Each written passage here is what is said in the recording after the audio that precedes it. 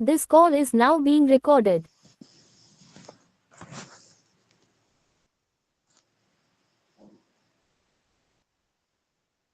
प्रेरणा जी इसको पढ़कर सुनाइए श्लोक को। जी सर। वेद शास्त्र पुराणानि सामान्य गणिका एव एकेव शांभवी मुद्रा गुप्ता कुल वधूरे। मधुरिव। हाँ, अच्छा पढ़े हैं। वेद शास्त्र पुराणानि सामान्य गणिका इव एकैव शांभवी मुद्रा गुप्ता कुल वधूरिव। कहते कि वेद शास्त्र जो और पुराण जो है ये सब सामान्य गणिका के समान है, मतलब साधारण स्त्री के समान है। एकैव शांभवी मुद्रा, केवल एक ही शांभवी मुद्रा है। गुप्ता कुल वधूरिव, केवल एक शांभवी मुद्रा ही कुल वधु के समान गुप्त है। इसकी वेद शास्त्र पुराण ये सभी पढ़ सकते हैं, लेकिन ये शांभवी मुद्रा जो है इसको बहुत गुप्त माना गया है। इसमें ये सभी लोग इसको प्राप्ति नहीं कर सकते, तो इसलिए इसे गुप्त कहा गया है। जैसे कि वेद शास्त्र पुराण ये सामान्य क्या है, गणिका के समान है, और एक ही है शांभवी मुद्रा जो कुलवधु के समान गुप्त कहा गया है इसको। तो कौन है गुप्त कुलवधु के समान? शांभवी मुद्रा।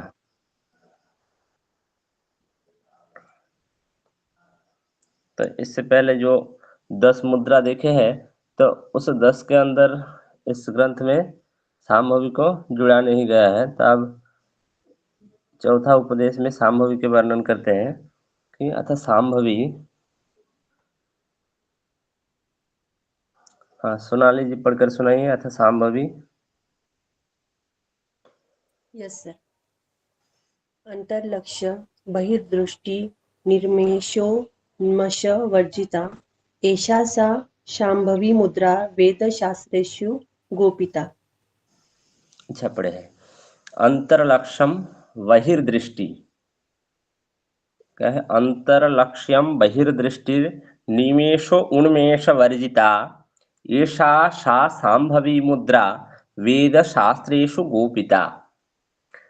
दृष्टि कैसा होना चाहिए? अंतरलक्ष्य होना चाहिए। अपलक दृष्टि मतलब अंतरलक्ष्य मतलब दृष्टि कहाँ है?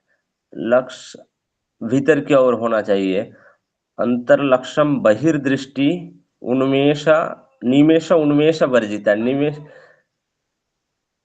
उन्मेष मतलब जो आंख की पलक नहीं झपकना हल्के है। झपकन। अपलक, हाँ, अपलक दृष्टि। दृष्टि क्या रखना है? पलक नहीं झपकना है, अपलक रखना है। अपलक दृष्टि कहाँ रखना है? बहिर्दृष्टि।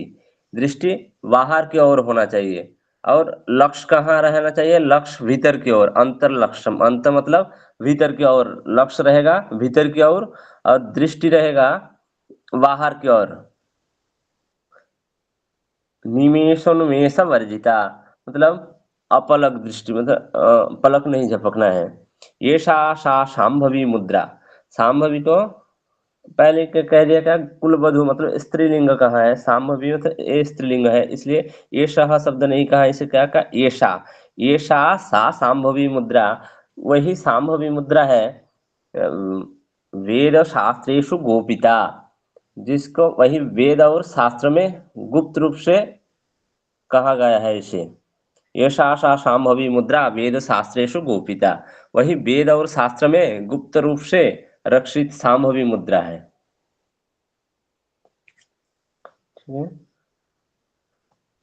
नेक्स्ट मेघा जी पढ़कर सुनाइए।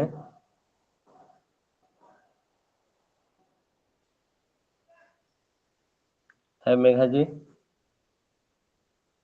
नहीं है। विजय जी पढ़िए। अंतर्लक्ष्य विलीन चित्त पवनो योगी यदा वर्तते दृष्ट्या निश्चल तारया बहिरध पश्यन् पश्यन्नपि मुद्रेयं खलु शाम्भवी भवति सा लब्धा प्रसादात् दृढो शून्याशून्य विलक्षणं स्फुरति ततत्त्वं पदं शाम्भवम्। हाँ, अच्छा पढ़े हैं। अंतर्लक्ष्य विलीन चित्त पवनो योगी यदा वर्तते दृष्टिया निश्चल तारया बहिरधः पश्यन् अपश्यन्नपि मुद्रेयं खलु शाम्भवी भवती सा लब्धा प्रसादाद् गुरोः शून्य अशून्य विलक्षणं स्फुरति तत्तत्तं पदम शाम्भवम्। अंतर्लक्ष्य विलीन चित्त, योगी की जब अंतर्लक्ष्य होकर और क्या चित्त क्या लीन हो जाता है, विलीन चित्त मतलब चित्त जब लीन हो जाता है, पवनो योगी यदा वर्तते, और पवन मतलब जब प्राण लीन हो जाता है, दृष्टिया निश्चल तारया बहिरदः पश्यन् अपश्यन्नपि, और दृष्टि जब स्थिर मतलब अपलक हो जाता है, दृष्टि बाहर की ओर नीचे देखते हैं, पश्यन् अपश्यन्नपि बहिरदः पश्यन् अपश्यन्नपि, मतलब दृष्टि क्या होना चाहिए, बाहर की ओर नीचे देखते हुए भी न पश्यन्नपि मतलब नीचे देखते हुए भी न देखते जैसा रहता है। मुद्रेयं खलु शाम्भवी भवती सा लब्धा प्रसादात् गुरोः शून्य शून्यम विलक्षण स्फुरति तत्तत्तम पदम शाम्भवम्। तब यह है शाम्भवी मुद्रा, ऐसा होता है जो कि लब्धा प्रसादात गुरु हो। लब्धा प्रसादात गुरु हो मतलब ये शाम्भवी मुद्रा ऐसा होता है कि जो कि गुरु की कृपा से ही मिलते हैं। हाँ, ये क्या गुरु के कृपा से ही मिलता है। और शून्य अशून्य विलक्षण स्फुरति तत्तत्तम पदम शाम्भवम्, ये गुरु की कृपा से मिलते हैं। शून्य और अशून्य से विलक्षण और तत्तत्तम मतलब ये परमात्मा विषयक जो तत्व है, ऐसा पद है ये शाम्भवी। मतलब शून्य और अशून्य से जब विलक्षण ये तत्व अर्थात भगवान शिव तब प्रकाशित होते हैं, कहते हैं तद पदम शाम्भवम। तो इसका अर्थ ये हुआ कि श्लोक के योगी जब अंतर्लक्ष्य होकर चित्त और प्राण को लीन करके रहता है, और दृष्टि जब निश्चल हो जाता है, दृष्टया निश्चला तारया बहिरदः पश्यन् अपश्यन्नपि, दृष्टि जब एकटक स्थिर हो जाता है और बाहर और नीचे देखते हुए भी न देखते जैसा रहता है। बहिरदः पश्यन् अपश्यन्नपि मतलब बाहर की ओर देखते हुए भी जैसे न देखते जैसा रहता है, तब ये शाम्भवी मुद्रा होता है। और ये गुरु के कृपा से ही मिलता है। पहले कहा था कि गुरु उपदिष्ट मार्गेण योगो में एवं सदाभ्यसेत, गुरु के उपदेश के अनुसार ही योग को करना चाहिए। तो इसमें कहते हैं कि शाम्भवी भवती सा, शाम्भवी वही है लब्धा प्रसादात गुरु हो, जो गुरु की कृपा से मिलती है। शून्य शून्य विलक्षण स्फुरति तत्तत्तम पदम शाम्भवम, और जो शून्य और अशून्य से विलक्षण है और परमात्मा विषयक है ऐसा पद, ये है शाम्भवी मुद्रा। शाम्भवी मुद्रा के वर्णन और कहाँ पड़े हैं, उसमें भी था जो गैरण्य संहिता में शाम्भवी मुद्रा के वर्णन उसमें दिया था कि नेत्रांतरम समालक्ष्य च आत्मारामम निरीक्षयत सा भवेत शाम्भवी मुद्रा सर्वतंत्रेषु गोपिता। उसमें भी कहा था कि दृष्टि को, इस शाम्भवी मुद्रा कैसा होता है कि दृष्टि को दोनों भुवों के बीच स्थिर करके रखना है और अपने आत्मा की ओर ध्यान करना चाहिए, ये शाम्भवी मुद्रा है। और ये उसमें भी कहा था उस ग्रंथ में, ये सर्वतंत्रेषु गोपिता, ये जो मुद्रा है सभी शास्त्र में कहा गया ये बहुत ही गुप्त है। तो इसमें कहते कि शून्य अशून्य विलक्षण स्फुरति तत्तत्तम पदम शाम्भवम, ये शून्य और अशून्य से विलक्षण है और परमात्मा विषयक ये पद है, ये शाम्भवी मुद्रा। नेक्स्ट है श्री शाम्भव्याश्च खेचरिया अवस्था धाम भेदतः भवेत् चित्तलयानंदः शून्ये चित् सुख रूपिणी। श्री शाम्भवी अश्च खेचरिया अवस्था धाम भेदतः, ये जो शाम्भवी मुद्रा और खेचरी मुद्रा अवस्था धाम भेदतः, ये क्या है, सांभवी और खेचरी मुद्रा अवस्था और स्थान में भेद होते हैं। भवे चित्त लयानंद शून्य चित्त सुख रूपिणी, ये जो दो मुद्रा है सांभवी और खेचरी, ये अवस्था और स्थान में भेद होने पर भी शून्य में चित्त के लय का आनंद उत्पन्न करता है। भवे चित्त लयानंद शून्य, शून्य में क्या करता, चित्त के जो लय का आनंद उत्पन्न करता है। चित्त सुख रूपिणी, और ये क्या है, सुखदायक होता है। तो अवस्था धाम भेदतः अर्थात अवस्था विशेष में, मतलब इसका अभिप्राय यह है कि सांभवी मुद्रा में दृष्टि कहाँ रहता है, शून्य की ओर और अपलक रहते हैं, मतलब पलक नहीं झपकते हैं। और खेचरी मुद्रा में क्या होता है कि जिह्वा को ऊपरी तालु की ओर प्रवेश कराते हैं, और उसमें भी दृष्टि अंदर की ओर भ्रूमध्य में रहता है। तो इसलिए सांभवी मुद्रा में ध्यान के लिए शरीर का कोई विशेष स्थान नहीं बतलाया गया है, लेकिन खेचरी मुद्रा में भी स्थान बताया गया है कि उसको कहाँ करना है। इसी कारण इसे कहते कि अवस्था धाम भेदतः, अवस्था और स्थान में भेद होने पर भी दोनों में ही चित्त कहाँ शून्य में विचरण करता है और आनंद उत्पन्न करता है। कौन सा मुद्रा बताया, सांभवी और खेचरी।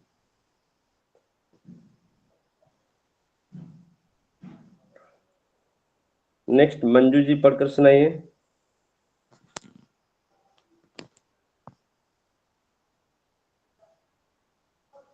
है मंजू जी?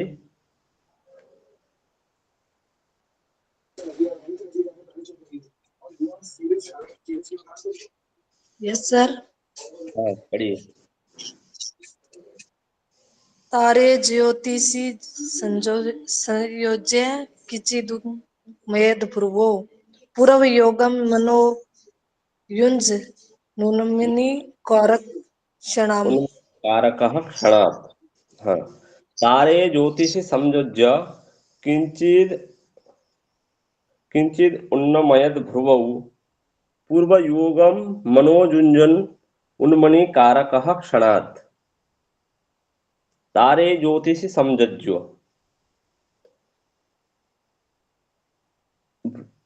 तारे ज्योतिषि संयोज्य किंचिद अन्नमयद भ्रुवौ, मतलब दृष्टि को कहाँ लगाना चाहिए, ज्योतिषी संयोज्य माने अंतर ज्योति में लगाकर, किंचित उन्नमयद भ्रुवौ, और जो भ्रू है मतलब भ्रूकुटी, भ्रूको का थोड़ा सा आईब्रो को ऊपर की ओर उठाना चाहिए।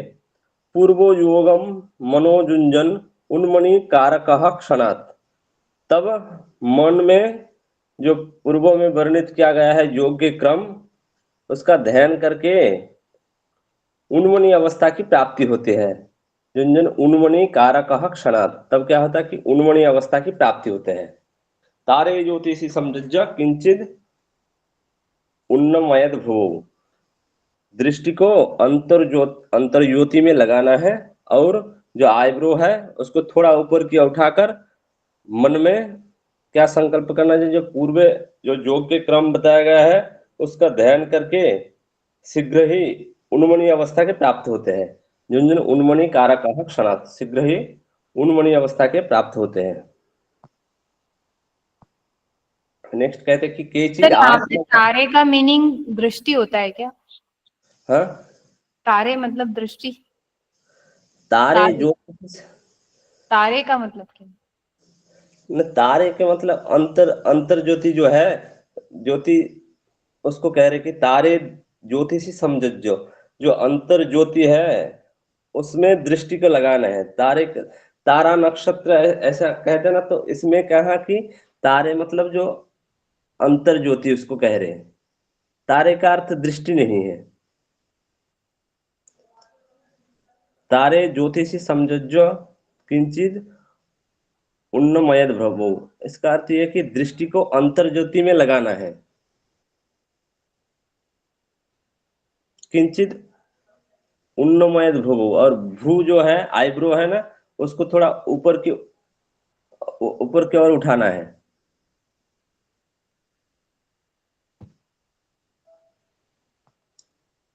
नेक्स्ट है केचिद आगम जालेन केचित् निगम संकुले हि केचित् कर्णेन मुह्यन्ति नैव जानन्ति तारकम्।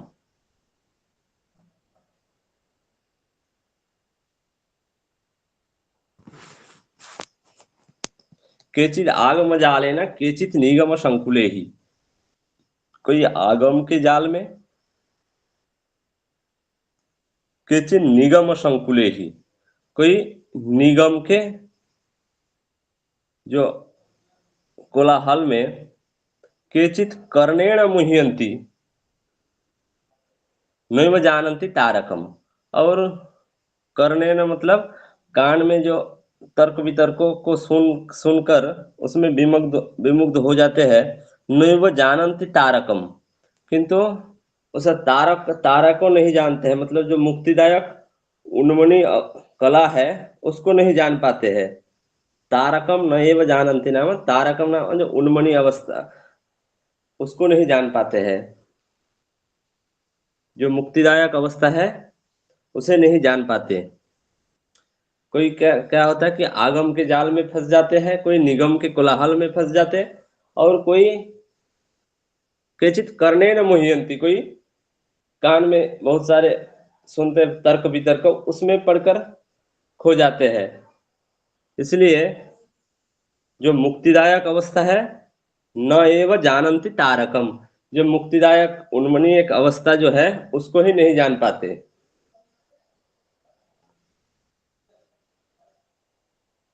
फिर नेक्स्ट लोग विजय जी पढ़कर सुनाइए। है विजय जी? मैं पढ़ती सर। हाँ पढ़िए। हाँ। अर्धोन्मीलित लोचन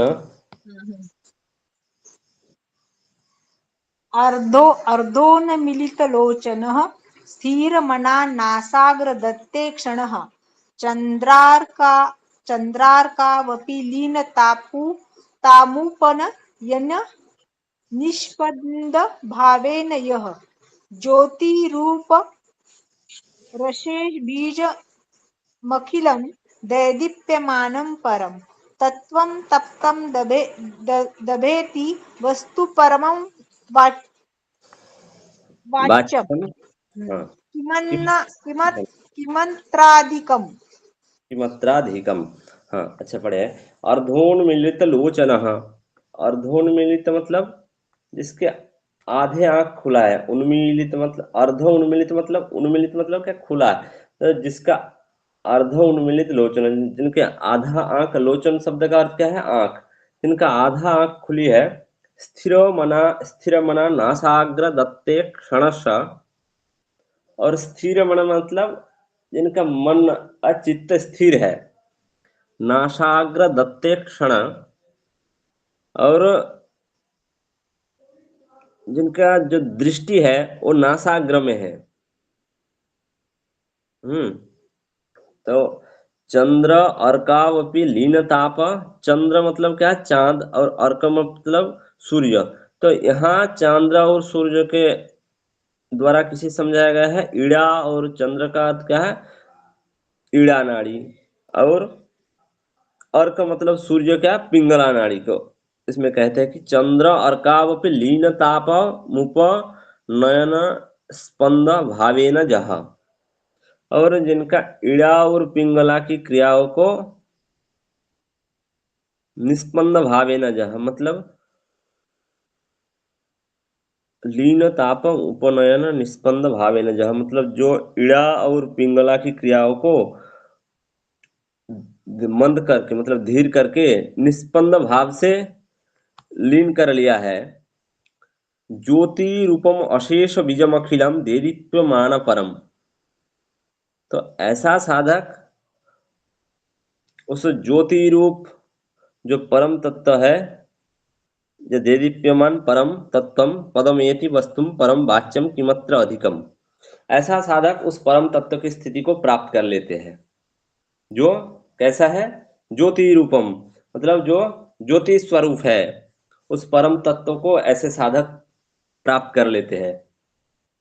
तत्तम तत्परम तत्तम तत्पदमेति वस्तु परमम वाच्यम किमत्र अधिकम। और जो संपूर्ण जगत का कारण है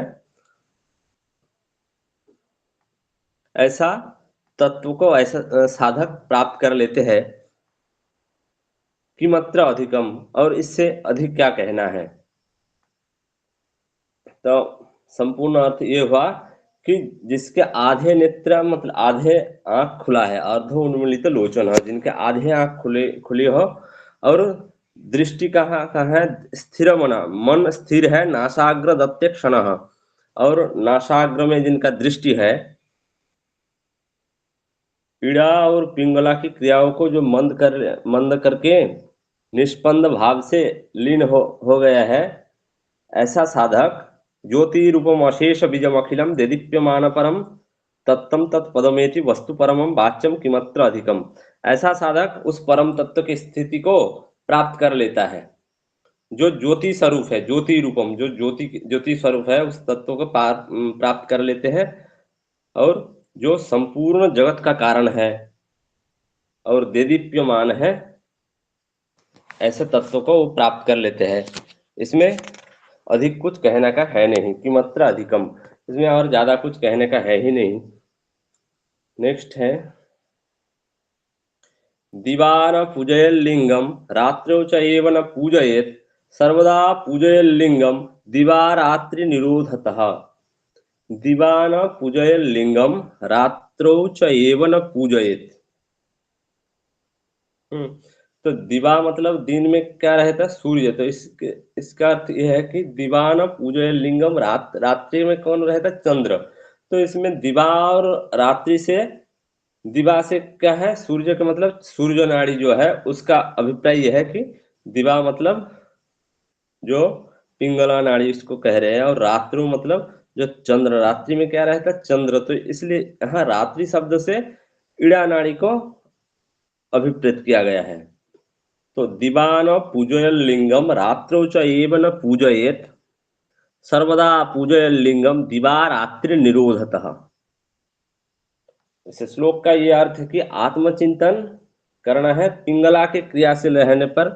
जो आत्मचिंतन, ये क्या, पिंगला जब क्रियाशील रहते हैं, मतलब सूर्य नाड़ी जब क्रियाशील रहने पर आत्मचिंतन नहीं होता है।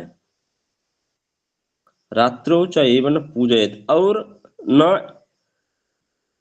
और जब ईड़ा नाड़ी भी क्रियाशील रहने पर नहीं होता। अच्छा, आत्मचिंतन पिंगला के क्रियाशील रहने पर नहीं होता है और न ईड़ा के क्रियाशील रहने पर होता है। लेकिन सर्वदा पूजयेल्लिंगम दिवारात्रि निरोधतः, परंतु जो ईड़ा पिंगला के जब ये जो दोनों नाड़ी जब निरुद्ध हो जाता है, तभी आत्मचिंतन हो सकता है। सर्वदा पूजयेल्लिंगम दिवारात्रि निरोधतः, जब इसे ईड़ा और पिंगला नाड़ी निरोध हो जाता है तभी आत्मचिंतन हो सकता है। पूजयेल्लिंगम शब्द का अर्थ यह है कि आत्मचिंतन। तो संपूर्ण अर्थ क्या हुआ, या आत्मचिंतन पिंगला के क्रियाशील रहने पर भी नहीं होता और न ईड़ा के क्रियाशील रहने पर होता। लेकिन जब ईड़ा और पिंगला निरोध हो जाते हैं तभी आत्मचिंतन हो सकता। नेक्स्ट खेचरी मुद्रा, प्रेरणा जी पढ़कर सुनाइए।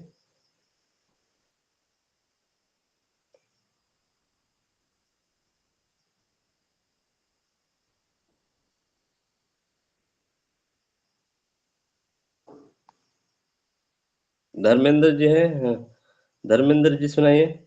यस सर, मैं भी पढ़ती। कौन, हाँ पढ़िए। हाँ, 43 नंबर का है ना। जी। हाँ ठीक है। सव्य सव्य दक्षिण नाड़ीस्थो मध्ये चरति मारुतः तिष्ठते के खेचरी मुद्रा तस्मिन् स्थानेन संशयः। इडा पिंगलयोर्मध्ये शून्यं चैवानिलं ग्रसेत् तिष्ठते खेचरी मुद्रा तत्र सत्यं पुनः पुनः। हाँ अच्छा पढ़े हैं। सव्य दक्षिण नाड़ीस्थो मध्य चरति मारुतः। सभ्य शब्द का अर्थ इससे पहले पढ़े थे ना, सभ्य दक्षिण गुल्फम तू पृष्ठ। सभ्य सभ्य शब्द अर्थ क्या है? आसन के समय पढ़े थे ना सभ्य शब्द। सभ्य मतलब बाएं। सभ्य मतलब बाएं और दक्षिण मतलब दाहिने। तो सभ्य दक्षिण नाड़ीस्थो मध्य चरति मारुतः। बाएं और दाएं क्या? नाड़ी में स्थित वायु मध्य चरति मारुतः। अच्छा, दाएं बाएं और दाएं जो नाड़ी में स्थित वायु मध्य में संचरण करता है। मध्य में मतलब बाएं दाएं कौन सा नाड़ी है? बाएं मतलब कौन सा नाड़ी? इड़ा नाड़ी। और दक्षिण मतलब कौन सा नाड़ी बताइए?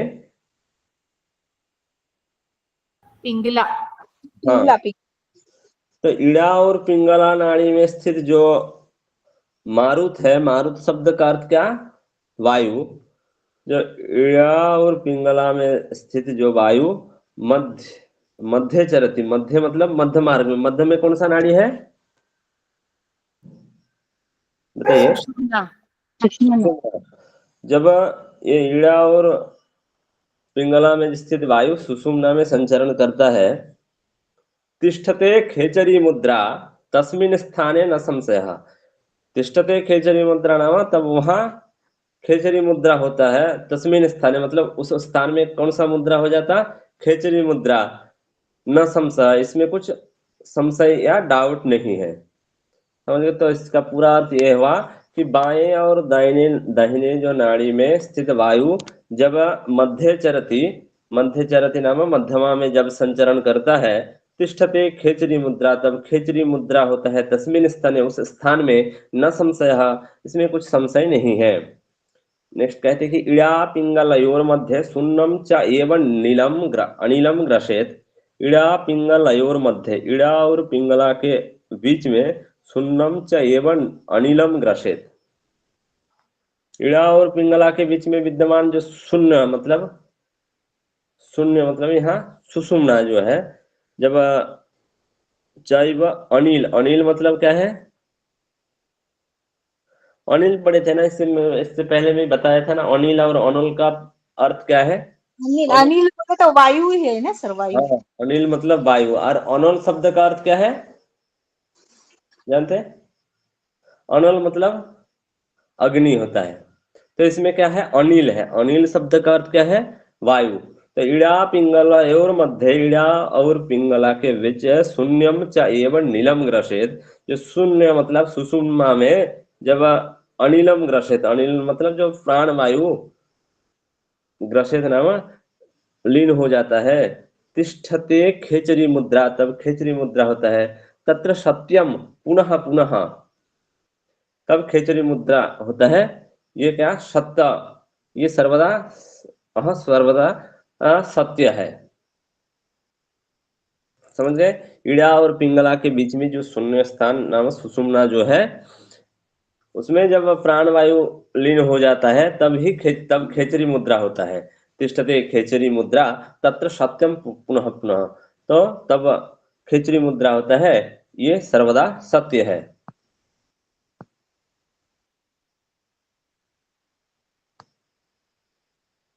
धर्मेंद्र जी पढ़िए, है Dharmendra ji? Hello. Yes sir. हाँ पढ़िए। सूर्य चंद्र मसूर मध्ये निरालंबनतरे पुनः संस्थिता व्योम चक्रे या सा मुद्रा खेचरी।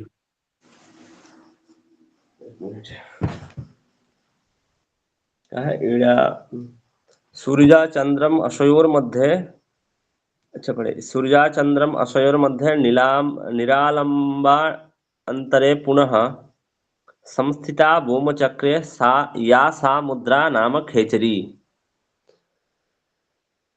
तो सूर्य चंद्र मशोह मध्य, जब सूर्य चंद्र मतलब इड़ा और पिंगला के बीच जो सुषुम्ना है,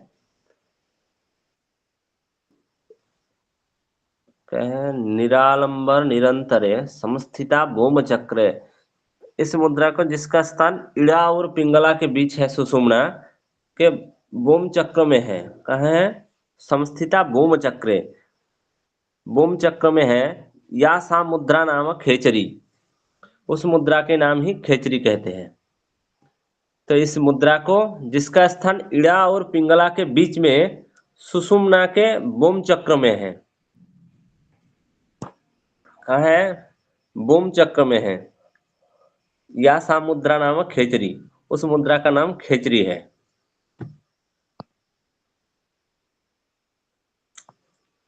इससे पहले भी पढ़े थे ना, बोम चक्र किसे कहते हैं, खेचरी मुद्रा के और एक नाम बोम चक्र पढ़े थे, जब खेचरी पढ़े थे तृतीय उपदेश में, याद है?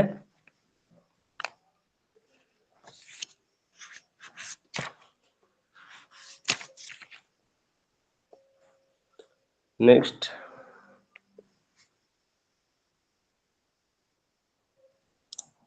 कौन पढ़ेंगे? सोनाली जी पढ़िए। सोमाद्या। Yes sir.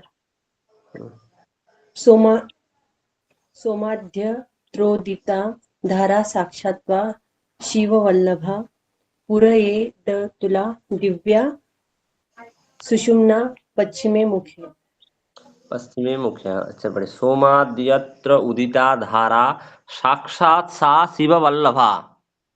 सोमाद्यत्र उदिता धारा मतलब सोम मंडल से जो धारा आ रही है, श्रावित धारा, सोमाद्रत उदिता धारा, मतलब जो सोम मंडल बताया गया था आज्ञा चक्र में, तो सोम मंडल से जो धारा आ रही है साक्षात, वही साक्षात सा, उस धारा शिव वल्लभा, शिव की स्त्री है, शिव की प्रिया है। पुरोयद पुरोयद तुलाम दिव्याम सुषुम्नाम पश्चिमी मुखे, उसको पश्चिमी मुखे नाम है, उसको मेरुदंड की ओर से दिव्या और अनुपम, जो सुषुम्ना में, जो सुषुम्ना नाड़ी है उसमें उसको पूरक कर देना, मतलब पूरित कर देना चाहिए। पुरोयद तुलाम दिव्याम सुषुम्नाम पश्चिमी मुखे, उसको मेरुदंड के और से जो दिव्य और अनुपम सुषुम्ना है उसमें पूरित कर देना चाहिए। जो धारा सोम मंडल से आ रही है वो क्या है? साक्षात शिव की प्रिया है। उस धारा को मेरुदंड की ओर से दिव्य और अनुपम सुषुम्ना में पूरित कर देना चाहिए।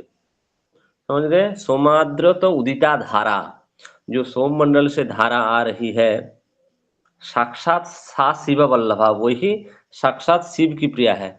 तो याद रहेगा, साक्षात शिव वल्लभा कौन है? जो सोम मंडल से धारा आ रही है।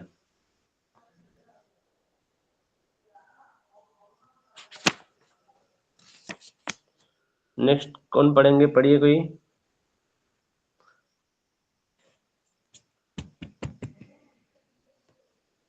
पुरस्ताच्चैव पूरयेत्।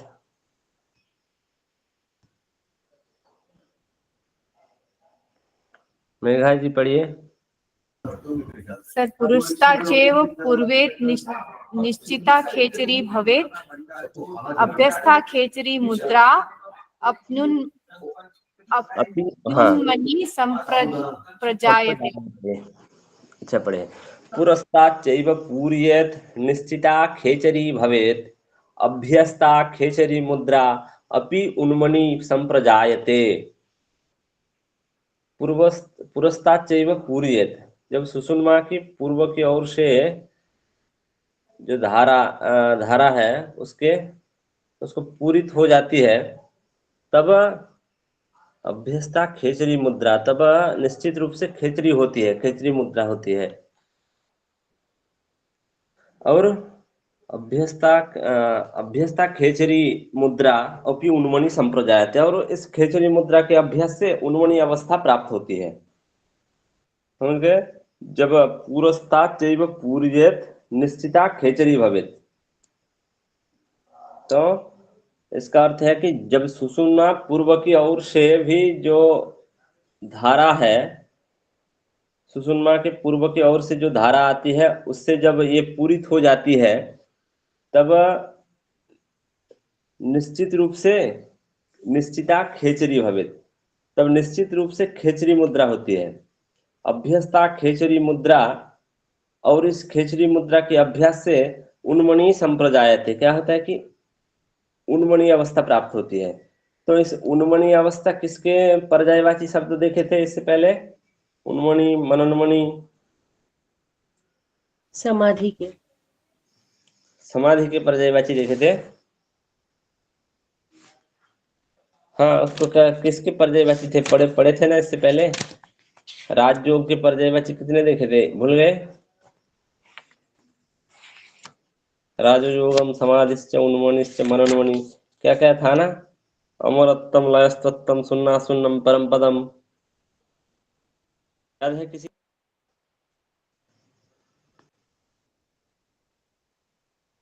राजयोग के पर्यायवाची धर्मेंद्र जी जानते हैं? याद है?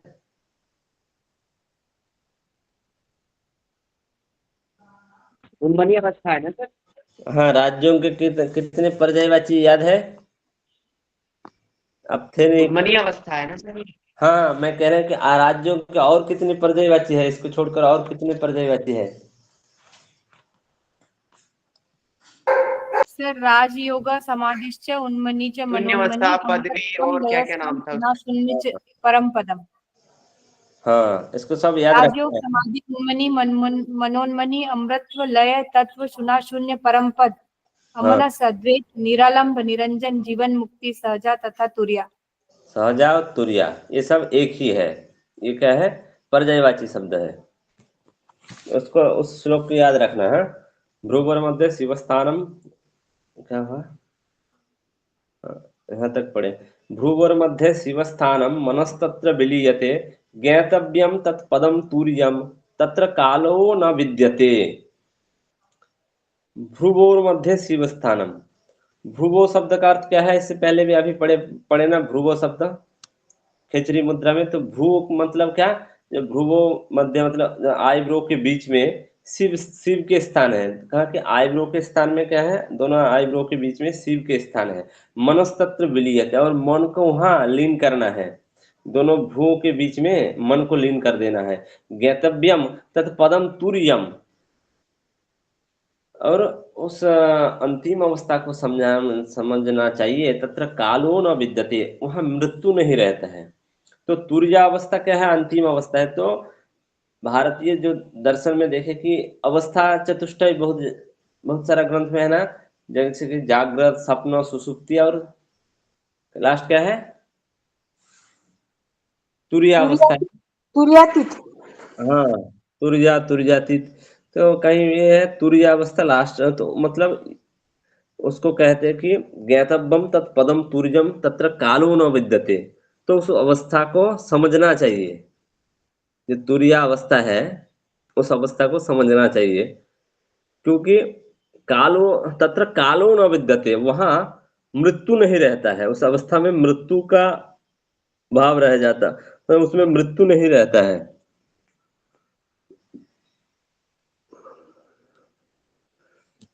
ये मृत्यु मृत्यु की डर नहीं रहता क्या? मृत्यु मृत्यु नहीं रहता है। ऐसे तो सभी लोग मरते हैं, वैसे हाँ, शरीर का मृत्यु तो होता है, टाला नहीं जा सकता।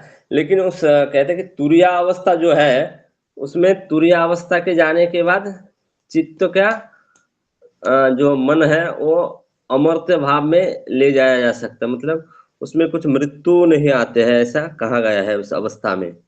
ओके तो ज्ञातव्यम तत्पदम तुर्यम, उस तुरिया अवस्था को जानना है, मतलब उस जो अंतिम अवस्था है उसको जानना है। तत्र कालो न विद्यते, वहां मृत्यु नहीं रहता है। नेक्स्ट पढ़कर सुनाइए।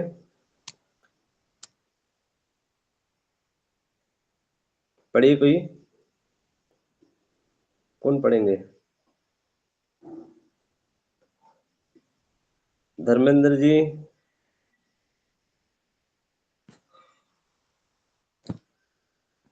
कोई नहीं? सर मैं आप? पढ़ती। हाँ। अभ्यासेत खेचरी तावद्यात स्याद्योग निद्रितः संप्राप्त योग निद्रस्य कालो नास्ति कदाचन। हाँ, अच्छा पढ़े हैं। अभ्यसेत खेचरीम तावत अभ्यसेत खेचरीम तावत यावत सद योग निद्रितः। जब तक योग निद्रा की प्राप्ति नहीं हो जाता, योग निद्रा मतलब यहाँ समाधि जब तक न प्राप्ति हो जाता है तब तक क्या, अभ्यसित खेचरीम, तब तक उस खेचरी मुद्रा का अभ्यास करते रहना चाहिए। हाँ, जब तक योग मुद्रा की प्राप्ति ना हो जाते, नाम जब तक समाधि मुद्रा की प्राप्ति ना हो जाते हैं, समाधि की जब तक न प्राप्ति हो जाती तब तक इस खेचरी मुद्रा के अभ्यसित खेचरीम, तब तक इस खेचरी मुद्रा के अभ्यास करना चाहिए। संप्राप्त योग निद्रसा कालो नास्ति कदाचन। और जब इस योग निद्रा को जब प्राप्त हो जाते हैं ना, जब समाधि की प्राप्ति हो जाते हैं तब कालो नास्ति कदाचन, तब क्या होता है, काल कभी नहीं रहता, मतलब मृत्यु कभी नहीं रहता, ऐसा कह रहे हैं। समझ गए? जब तक ना योग निद्रा जो है, मतलब जो योग निद्रा की प्राप्ति ना हो जाए तब तक खेचरी के अभ्यास करते रहना चाहिए। तो खेचरी के अभ्यास कब तक करते रहना चाहिए, जब तक ना योग निद्रा के अभ्यास, योग निद्रा की प्राप्ति हो जाती है। योग निद्रा मतलब समाधि की प्राप्ति ना हो जाते तब तक उसके अभ्यास करते रहना चाहिए। और जब योग निद्रा प्राप्त हो जाते हैं तब काल कभी नहीं रहता, कालो नास्ति कदाचन, काल या मृत्यु कभी नहीं रहता उसमें। नेक्स्ट है निरालंबम मनः कृत्वा न किंचिदपि चिंतयेत् स बाह्याभ्यंतरम भूमि घटवत् तिष्ठति ध्रुवम। निरालंबम मनः कृत्वा, चित्त को निरालंब करके, निरालंबम मनः कृत्वा, मन को क्या करना चाहिए, निरालंब, आलंबनहीन करके, न किंचिदपि चिंतयेत्, कुछ भी चिंता बिना, मतलब सभी चिंता छोड़कर, सब बाह्य अभ्यंतरम भूमि घटवत् तिष्ठति ध्रुवम। इससे क्या होता है कि स मतलब जो साधक ऐसे करते हैं, इससे साधक बाह्य अभ्यंतर, बाहर भीतर, भूमि घटवत् तिष्ठति ध्रुवम। भूमि मतलब, भूम शब्द का अर्थ क्या है, आकाश। व्योमनी घटवत् तिष्ठति ध्रुवम। वो साधक क्या होता है कि बाह्य अभ्यंतरम भूमि, बाहर भीतर और आकाश में घटवत् तिष्ठति, घट के समान स्थिर रहता है।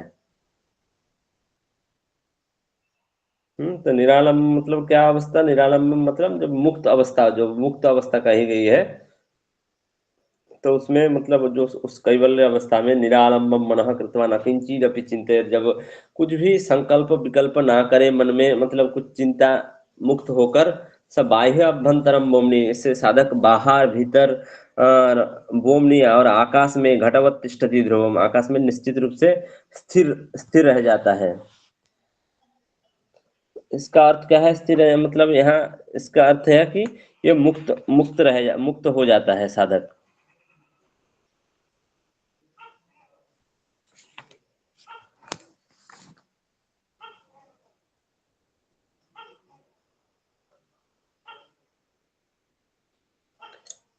नेक्स्ट पढ़िए मेघा जी। बाह्य वायु, सर बाह्य वायुर्था लीनस्तथा मध्यो न संशयः स्वस्थाने स्थिरतामेति पवनो मनसा सह। अच्छा पढ़े। बाह्य वायुर्यथा लीनस्तथा मध्यो न संशयः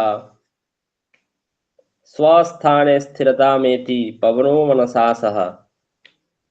बाह्य वायुर्यथा लीन, जैसे जैसे हमारे बाह्य वायु मतलब जो बाह्य सांस है जब लीन हो जाता है, मतलब जब क्षीण हो जाता है, मध्यो न संशय, और वैसे ऐसे आंतरिक वायु भी, हमारा जो आंतरिक प्राण है वो भी क्षीण हो जाता है। स्वस्थाने स्थिरता मोपी पवनो मनसा सह, तब निस्संदेह में क्या होता है कि प्राण मन के साथ, अपने प्राण और मन अपने अपने स्थान में स्थिरता प्राप्त हो जाता है।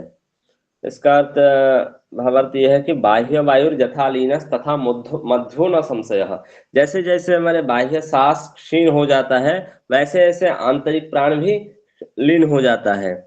तब स्वस्थाने स्थिरता में थी पवनो मनोसासः, तब निस्संदेह रूप से मन के साथ जो प्राण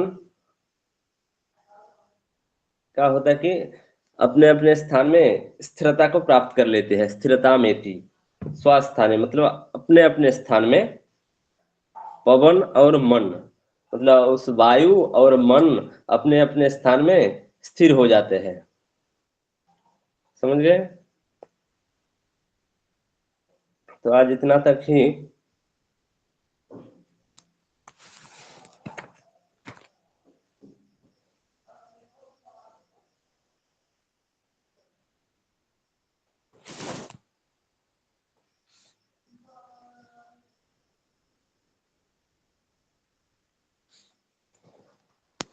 शांति जी आप बताइए कि बोम चक्र किसके और एक नाम है? सर किसका? व्योम चक्र किसकी दूसरा नाम है, बता सकते हैं? व्योम चक्र। व्योम तो सर अभी आकाश शायद बता रहे हाँ, थे। तो उस कौन सा मुद्रा का कहा गया है? धर्मेंद्र जी बता दीजिए। है आकाश धर्मेंद्र मुद्रा। जी? हाँ हाँ। आकाश मुद्रा। नहीं, मेघा जी बताएंगे, बताइए। खेचरी। संभावी कहा ना सर? नहीं, खेचरी बोम चक्र खेचरी मुद्रा की व्योम पढ़े ना। चक्र हाँ अच्छा। संस्थिता बोम चक्रे सा या मुद्रा नाम खेचरी। और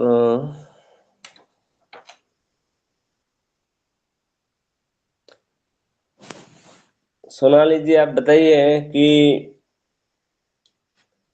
कौन सा ऐसा मुद्रा है जिसको गुप्त कुल वधु के समान कहा गया है? शांभवी, शांभवी मुद्रा से। हाँ। और सामान्य गणिका के समान कौन सा क्या है?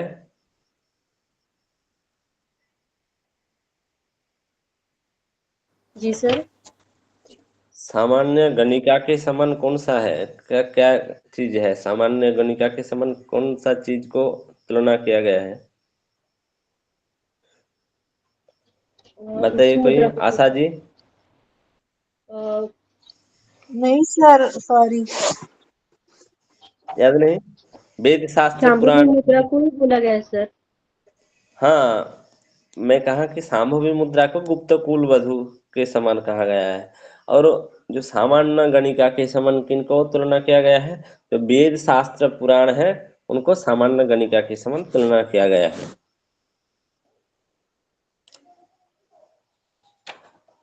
नेक्स्ट बताइए कि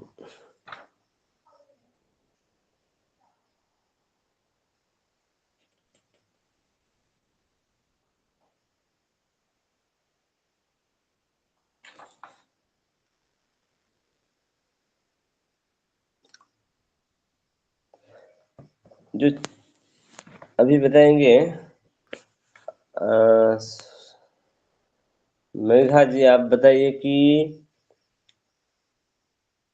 चित्त जो है उसको चंचल होने का दो ही कारण है, वो क्या क्या है बता सकते? जो बता सकते बाकी हैंड रेज कीजिए। सर मन, चित्त, वायु और वासना। चित्त चित्त मतलब ही मन है, तो वासना और वायु। ठीक है। वासना। मन, हाँ। वासना चा समीरण, हाँ। वासना समीरण। चा, वासना और समीरण या वायु। वायु।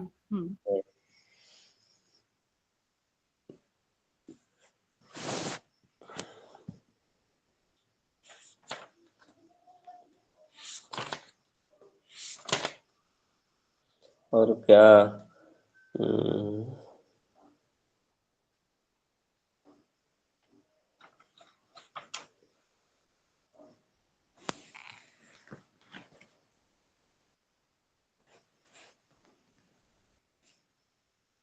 किसको नाद बिंदु कला के समान कहा गया है, बता सकते?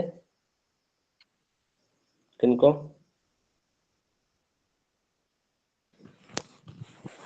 धर्मेंद्र जी जानते?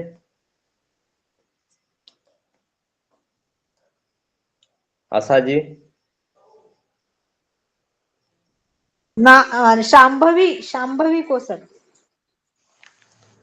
नाद बिंदु कला के समान कहा गया है, शांभवी को नहीं था। आज नहीं पढ़े, इससे पहले पढ़े थे।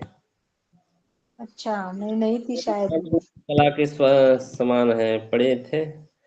सोनाली जी, धर्मेंद्र जी, शांति जी, मेघा जी, तो ये बताइए। शिव को कहा गया है नमः शिवाय गुरुवे नाद बिंदु कलात्मने। जो नाद बिंदु कला के स्वरूप कौन है? परम गुरु भगवान शिव को नमस्कार करते हैं, उसमें पहले श्लोक में बताया था। हाँ? याद है नाद बिंदु कला पहले श्लोक में पढ़े थे, चौथा उपदेश को।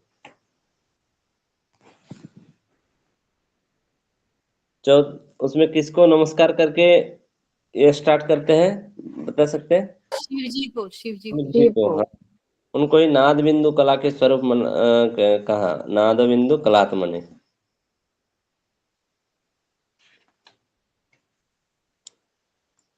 शांति जी, राजयोग के सिनोनिम्स बता सकते हैं? अभी अभी बताए, सुने थे। नहीं सर, अभी मुझे ये पता ही नहीं है कि श्लोक ये कहाँ से पढ़ा है। याद रखना है राजयोग के कितने सिनोनिम्स हैं। इनको बिना देखकर कौन बता सकते हैं? अभी तो बताए थे। मेघा जी कंठस्थ किए? सर कंठस्थ नहीं है मुझे, पर ऐसे बता सकती हूँ। हाँ, मतलब बिना देख के बता देंगे ना, बताइए। सर राजयोग, समाधि, उन्मनी, मनोन्मनी, अमृतत्व, लय, तुर्या, शून्य, परमपद, जीवन मुक्ति, निरंजन, निरालंब, अद्वैत, सहजा। इसीलिए मैं कंठस्थी करने के लिए कहीं क्रम से नहीं बोल पाए, कुछ छूट गया। हाँ, तो श्लोक नंबर कौन सा है वो? कौन सा श्लोक याद नहीं? राजयोग 4 नंबर। तीसरा चौथा उसमें था, जो चौथा चौथा नंबर। उपदेश हाँ। राजयोग, समाधिश्च, उन्मनी च मनोन्मनी, अमृतत्वं, लयस्त्वं, शून्य परम पदम, अमनस्कं तदा अद्वैतम, निरालंब निरंजनम, जीवन मुक्तिश्च सहजा तुर्या चेत एक वाचका। यह है राजयोग के सिनोनिम्स, ये याद रखना।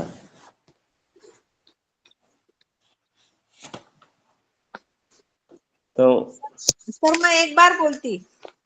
हाँ, बताइए। राजयोग, समाधि, उन्मनी, मनोन्मनी, अमरत्व, लय, तत्व, शून्यम, परम पद, अमनस्क, अद्वैत, निरालंब, निरंजन, जीवन मुक्ति, सहजा, तुर्या। हाँ, अच्छा बताइए। ये सब पर्यायवाची है। और ये याद है वो जो कुंडली के पर्यायवाची?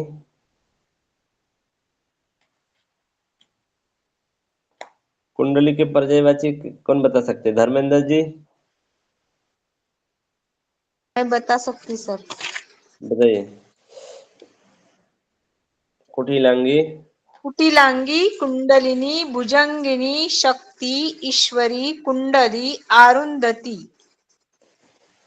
7 और कुंडली अरुंधति। हाँ, 10 मुद्रा के नाम किसने बता सकते हैं? मेघा जी है? मेघा जी कहीं गए? सोनाली जी बताइए। सर मैं भी बता सकती। बताइए, आप तो बताइए। हाँ, बताइए। महामुद्रा, महामुद्रा, महाबंधो, महावेद, खेचरी, उड्डयन बंध, मूल बंध, जालंधर बंध, विपरीत करणी, वज्रोली, शक्ति चालन। वज्रली और शक्तिशालिनी। अच्छा कहें। तो आज इतना तक ही, फिर नेक्स्ट क्लास में हम देखेंगे। तो अभी कोई शांति मंत्र पाठ करा दीजिए।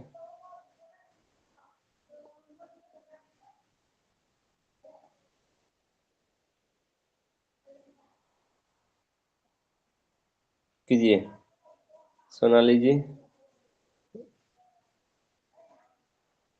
कीजिए आशा जी। करती मैं सर। आंखें बंद, back straight, both hands in chin mudra, close eyes.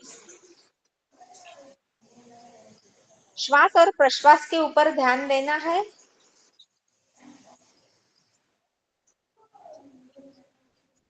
Prayer.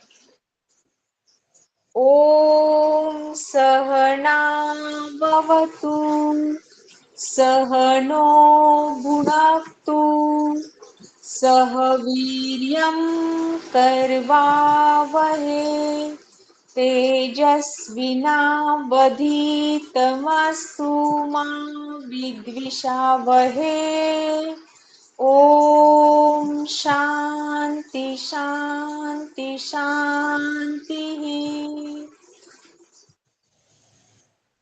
Rub your palm and put on your face. Thank you, sir. जी धन्यवाद, सभी का बहुत बहुत धन्यवाद। अभी आप लोग लेफ्ट हो सकते हैं। शुभ रात्रि।